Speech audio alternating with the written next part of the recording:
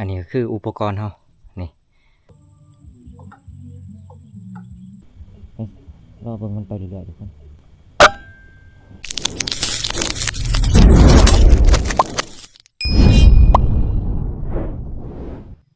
สบายดีสวัสดีพ่อแม่พี่น้องสบายดียามเช้ามื้อนี้อยู่ไร่อยู่นาคือเก่าทุกคนแล้วก็เบาเฮียงสิมาอัปเดตการดำหน้าให้ซี่ได้เบิ่งจากที่มื้อก่อนเบาเฮียงได้ลงคลิปการกาเกียมหรือว่าลกกาเพื่อสิดำหน้าทุกคนก็ใช้เวลาลกกาไป2 มื้อก็แล้วไปกะ4ตาทุกคนแล้วก็หลังจากที่เฮาลกกาแล้วเรียบร้อยแล้วมาฮอดขั้นตอนดำแล้วเบาเฮียง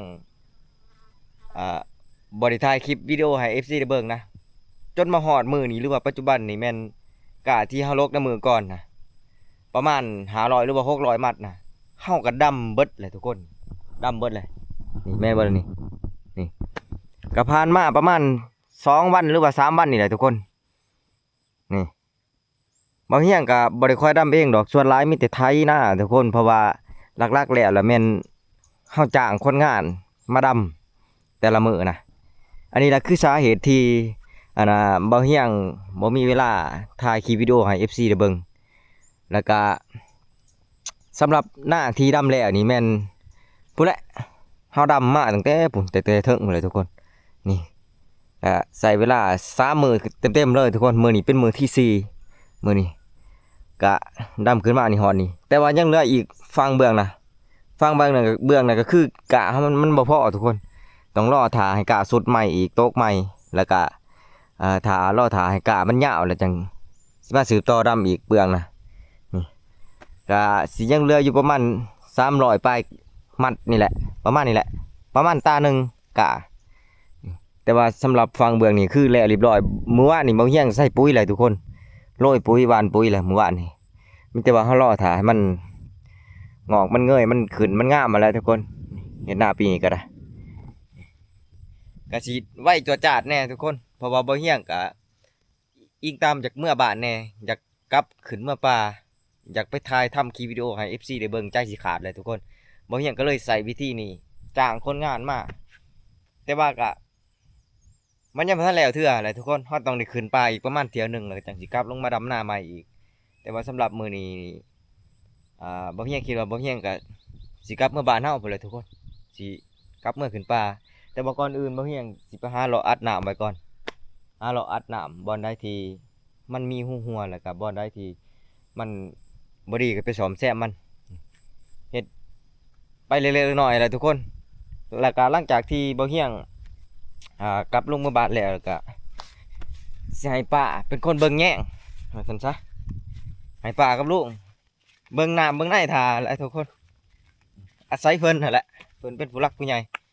บ่เฮียงก็บ่ได้คอยอยู่ตามหน้าแล้วก็นี่คือแนวนี้ล่ะให้ใหญ่นี่แหละดำแล้วสุดท้ายหมู่ทุกคนดำแล้วก็ปุ๋ยบ่ได้ใส่เด้เพราะว่าหน้าสตอนี่มันงามอยู่แล้วก็จะบ่ให้ใส่ถ้าว่าเฮาใส่นี่คือเกี่ยวบ่ได้เลยทุกคนมันสิล่มเบิดนะมันงามโพดเฮาก็เลยบ่ได้ใส่ตั้งแต่แถวเทิงแถวนะซุ่มลองหน่อยๆยังมันก็ใส่คันนี้บ่เฮียงก็มาอัดมือก่อนนะนี่อัดผู้เดียวประมาณ40ปลายรถเข็นอยู่ผู้เดียวมอง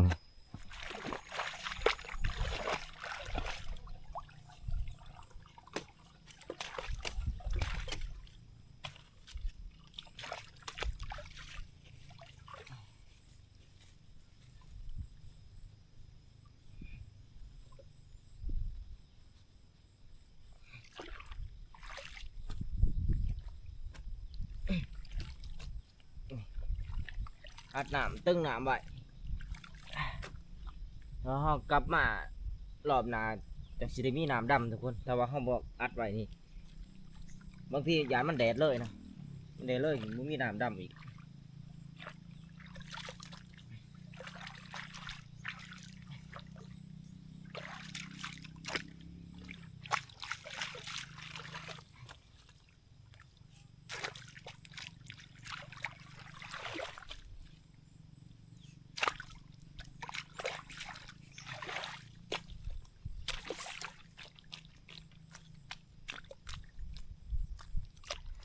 เขาที่ดำไปแล้วในมือก่อนก็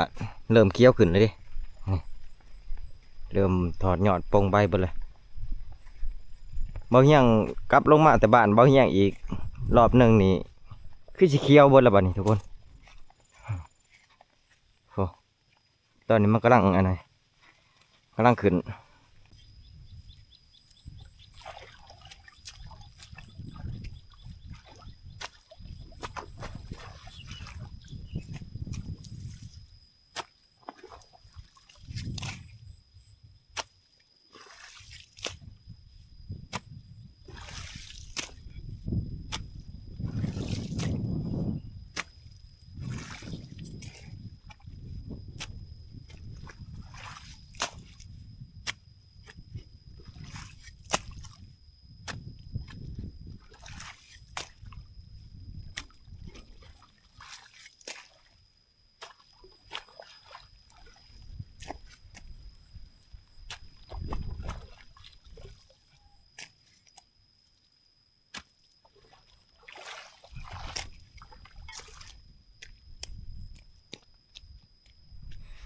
ซุ่มนี่มีน้ำเบิดนี่บ่ต้องห่วงสบายสบายกลับลงมาก็ดำได้เลยทุกคนนี่เอาอัดน้ำไว้โอ้น้ำสับสีดำเบิดดีแต่บ่มีกะดำนั่นแหละทุกคนถ้าว่ามีกะดำก็บางอย่างคือสิแหล่นั่นแหละบ้านนี้แต่ว่าก็ต้องรอถ่ายอีก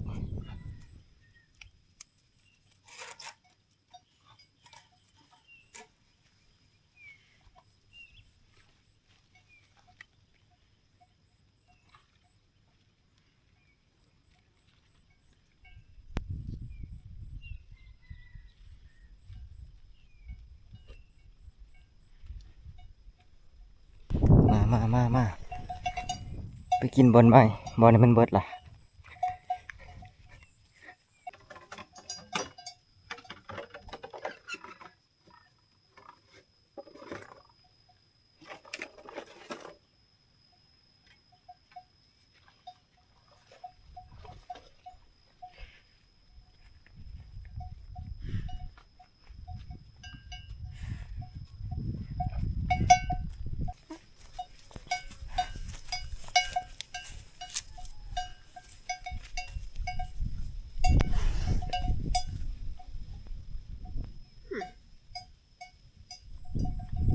มาไว้บักน้อยๆนี่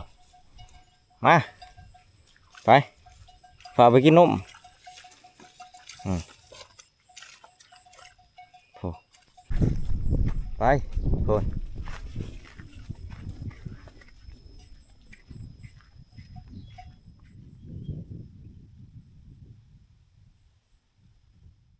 แถมนี่ FC ลองถ่ายมาเบิ่งว่าบ่เฮียงอยู่บ่อนใดตอนนี้นี่อันนี้คือบ้านบ่เฮียงหรือว่าหน้าบ่เฮียงเองทุกคนตอนนี้บ่เฮียงกันได้กลับมาจากบ้านสะต่อยเป็นที่เรียบร้อยแล้วทุกคนแต่ว่าตอนที่บ่เฮียงเดินทางมาบ่เฮียงบ่ได้ถ่ายคลิปวิดีโอให้ FC ได้เบิ่งนะก็คือเมื่อเช้านี่แม่นบ่เฮียงลงไปอัดน้ำให้น้ำหน้าไว้แล้วทุกคนแล้วก็เดินทางมาบ้านนี่มาฮอดแล้วก็โอ้ยสะอ้อนเขาทุกคนพูดเคี้ยวซูมถีบเลยทุกคนเบิ่งนะนี่อันนี้คือหน้าทงหน้าบ้านบ่เฮียงคนแต่ละคนแต่ละครอบครัวนี่ก็เจ้าดำหน้าแล้วเรียบร้อยเบิดเลยนี่หน้าบ่เฮียงก็แล้วเบิดเลยโอ้เขาขึ้นเคี้ยวงามเลยทุกคนสะอ้อนพุ่นนะต่างจากบ้านเมียบ่เฮียงเลยได้ทุกคนบ้านเมียบ่เฮียงก็เจ้ากำลังดำให้ดำหน้ามาฮอนนี่ก็โพละเขาเคี้ยวขนาดเลยทุกคนบรรยากาศดีพร้อมนะบ่เฮียงใส่เวลาในการเดินทางมานี่ก็ประมาณ1 ชั่วโมงกับครึ่งอะไรทุกคนก็ขี่รถกระบะมาคือเก่าแต่ว่ามาฮอดแล้วก็ยังบ่ทันขึ้นป่าเทื่อดอกก็สิเป็นประมาณมื้ออื่นหรือว่ามื้อฮื้อพุ่นแหละแต่ว่าตอนนี้บ่เฮียงก็สิไปหายิงนกแถวหัวหน้านี่ก่อนทุกคนไปหายิงนกเล่นเพราะว่าบ่ได้ขึ้นป่าก็รู้สึกคันใหม่คันมืออะไรทุกคนคนมันเคยไปนะพุ่นแหละบ่เฮียงไปหาตอนกแถวไหหน้าไปหาตอนกตุงมาฮอดแล้วก็บ่ได้อยู่เลยได้ทุกคนบ่เฮียงไปต่อเลยปลาสะต่อยอยู่เที่ยงสะต่อยก็มารอบนี้และโอ้ไปต่อนกแถวนะเฮ้ยหมูหน่อยเลยเอ้าชูพูดนะไป หายกูหมูป่าเขางามลีทุกคนโอ้เขานี่อันนี้ก็คืออุปกรณ์เฮานี่ลำโพง MP3 ทุกคนสิมาใส่ต่อนกแล้วบ่เฮียงมามื้อนี้ก็มีหุ่นมานำนี่มีหุ่นมานำตัวที่บ่เฮียงเฮ็ดพู้นแหละตั้งแต่รอบที่แล้วนี่แต่ว่าขาดบ่ได้ก็คืออุปกรณ์คู่ใจเฮาทุกคนนี่นี่แต่ว่าก่อนอื่นเฮาก็สิมาปักหุ่นนี่ก่อนนี่ไปจังซี่เลย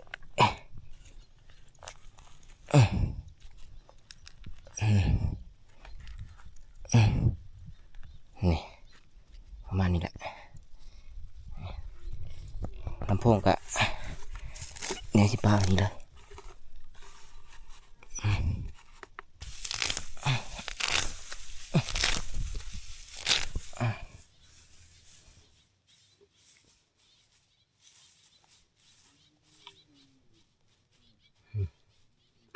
เปิดบ้านไหน Bluetooth mode โอเคเดี๋ยวเราจะเปิดเสียงมันไว้นี่ละนี่เปิดเสียงมันไว้นี่คุณห้องก็พร้อมแล้วทุกคนเดี๋ยวผมยังจะไปอยู่ไปรีอยู่เตียงเขาเจ้าไปรีอยู่มันเราได้ยินเสียงมันห้องในแถวนี่แหละนี่ห้องได้ยินเสียงมันห้องได้ไปอยู่เตียง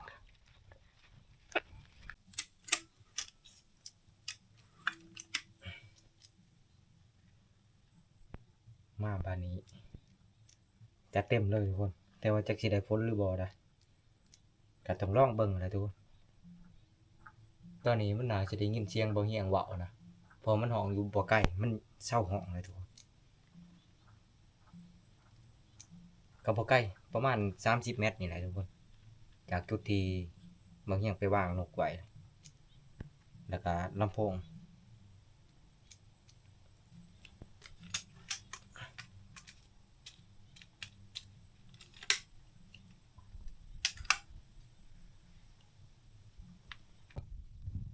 พูดแล้วเป่าไม้เอาก็ได้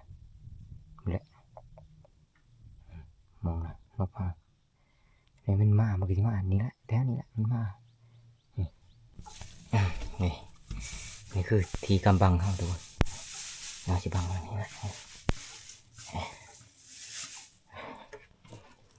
ตอนนี้เราเปิดเสียงนกเลย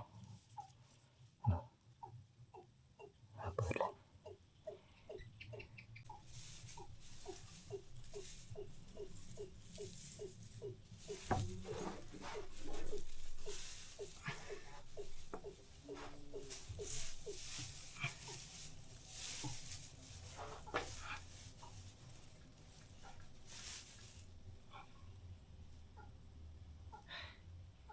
เดี๋ยวเราทำมาเลย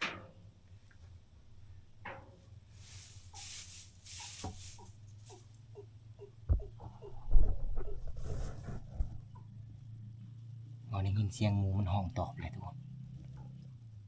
โอ้แต่ว่าตอนนี้มันยังอยู่ไกลอยู่พูดเลย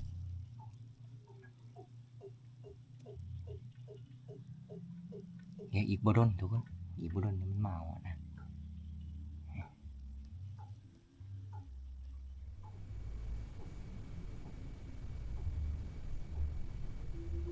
ยังนี้เก็บปากกันเนี่ยโอ้ยเนาะมันสะอาดพอแต่คนนกมันสีขาวหรือว่าอะไร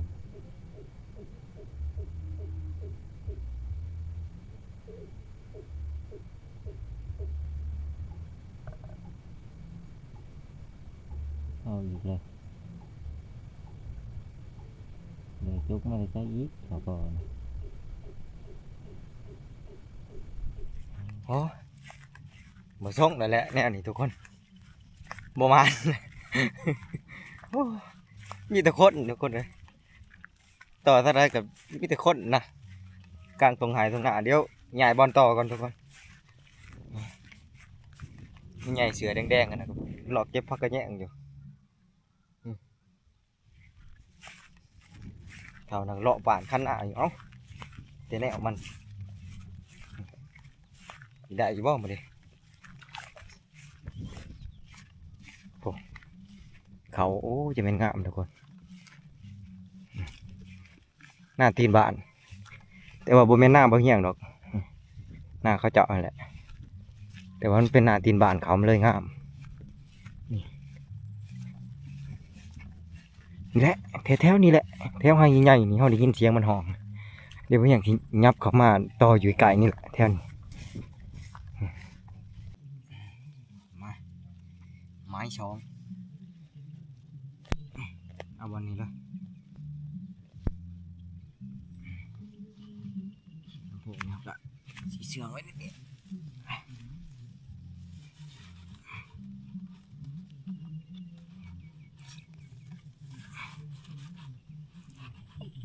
บานนี้ต้นไม้บานนี้แต่ก็จักสีหลอดคนหรือบ่นะเอาเบิ่งเอาเลยบานนี้ทุกคนตอนนี้เขาเปิดเป็นที่3เลย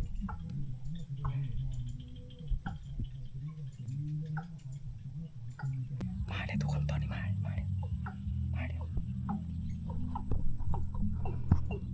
ลองทอบเลย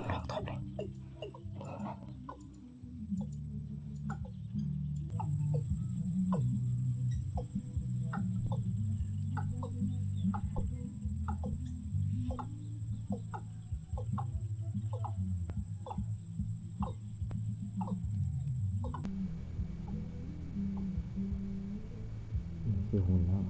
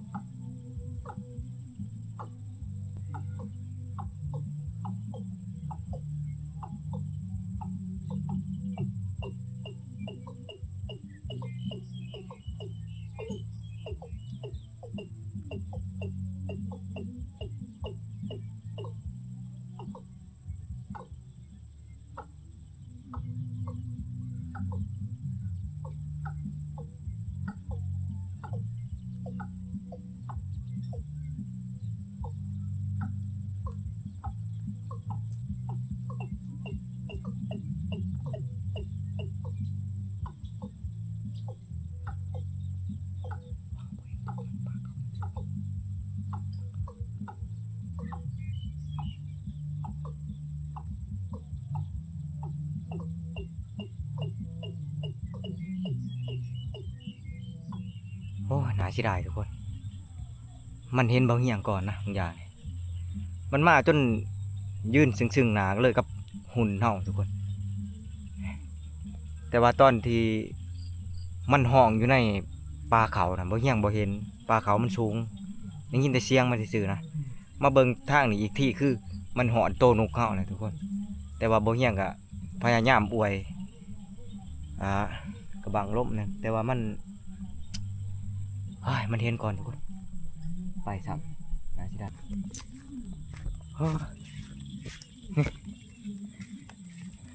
มันมาจนมันยืนได้อย่างนี้เลยได้ทุกคนนี่จะมาหอนนี่เฮิงบ่ได้บ่เฮียงจนแนมนำบ่ทันนะมันมายืนอยู่ข้างตัวนกเขาเลยโอ้พอดีบ่เฮียงอวยกระบังมาแหละมันไปเลยทุกคนมันเห็นมันแนมเห็นนะผาดคือเก่าน่าสิได้ทุกคนเดี๋ยวมันแต่หมดไง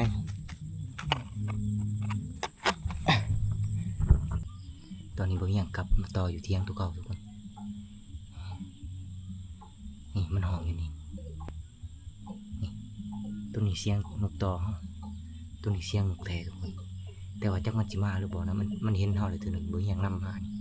มันมาห้องอยู่นี่แหละ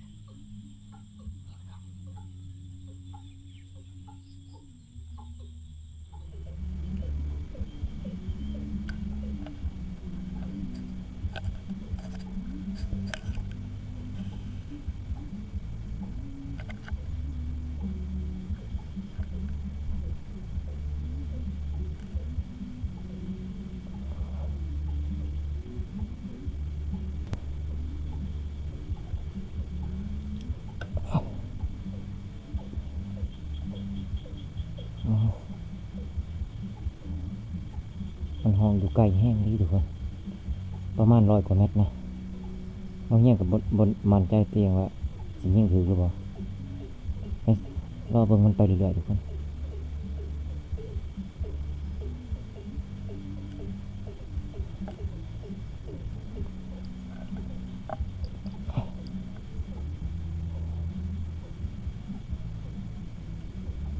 ใช่เลย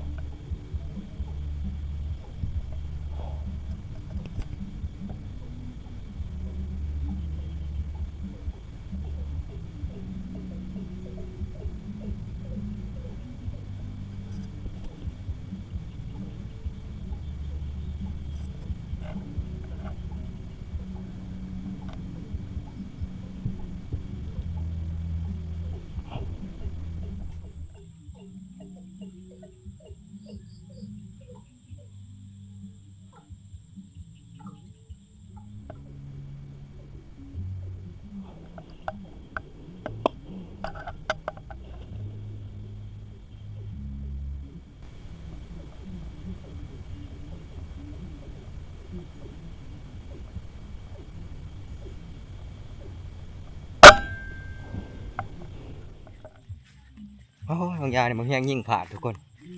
ยิ่งบ่ถือจักสิว่าเป็นจะได้มาบ่มาคักก็ได้นี่แต่ก็ยังประมาณทุกคนมื้อนี้ประมาณ